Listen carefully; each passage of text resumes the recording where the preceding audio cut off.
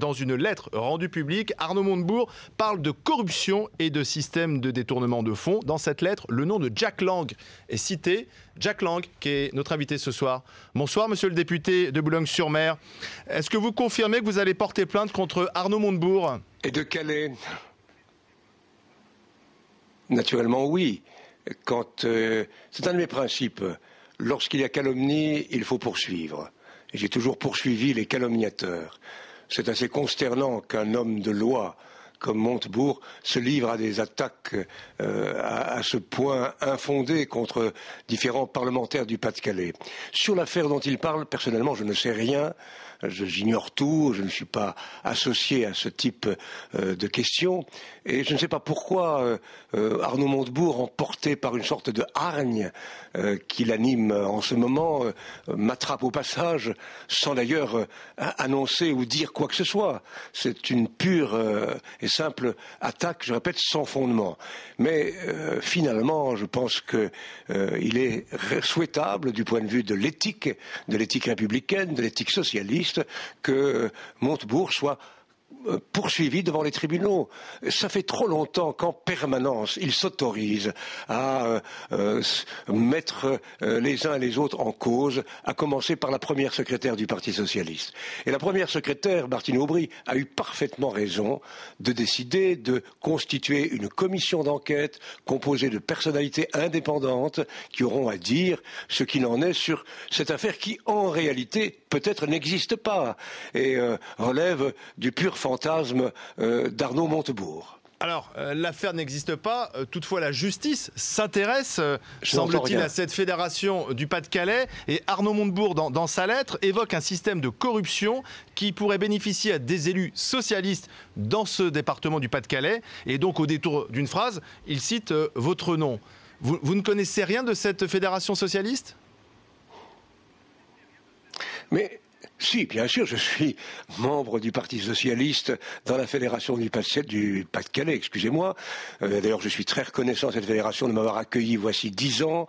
C'est une terre passionnante sur laquelle on réalise beaucoup de choses. Ce sont des sujets culturels, sociaux, économiques, universitaires.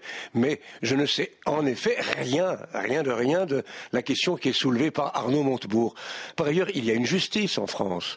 Que M. Montebourg laisse faire la justice. S'il y a des délits commis, cette justice prendra les mesures qui s'imposent.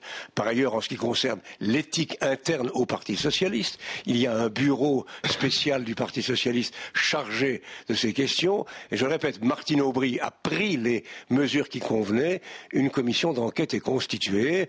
Elle fera son métier et son travail avec beaucoup de conscience professionnelle. Ce qu'on ne comprend pas, c'est qu'un homme de cette qualité en permanence soit victime de son propre talent. Et le talent n'autorise pas tout. Le talent n'autorise pas l'usage. Comment Oui, ce que je comprends pas, c'est que ce soir, sur BFM TV, vous nous dites « Je porte plainte contre mon collègue Montebourg ». Vous êtes tous deux dans le staff, dans l'équipe de campagne de François Hollande. Vous êtes tous deux socialistes. C'est à peine croyable. Écoutez, il y a des moments ou des situations dans lesquelles l'éthique doit l'emporter sur toute autre considération. Je considère que Montebourg ne respecte pas l'éthique républicaine, ne respecte pas l'éthique socialiste, se met en infraction avec les principes qui sont les miens en tout cas, et donc je décide de demander à mon avocat de porter plainte pour diffamation et calomnie. Mais doit-il être sorti de l'équipe de campagne de François Hollande ? Qu'il assume les conséquences. Est-ce que François Hollande doit demander à Arnaud Montebourg de s'en aller ? Je ne suis pas le candidat et d'ailleurs... Je n'ai pas dit cela. D'abord, bon, je suis d'abord ici, dans mon bureau à l'Assemblée nationale, demain dans le Pas-de-Calais, pour me battre pour la victoire de notre candidat. C'est la chose qui m'intéresse, c'est la victoire de François Hollande. Tout le reste, et en particulier les questions soulevées par Arnaud Montebourg, c'est de la littérature, c'est secondaire. Il se passionne pour la culture des poubelles, pas moi. Alors je repose ma question, est-ce que Arnaud Montebourg peut rester dans l'équipe de campagne de François Hollande à vos côtés ?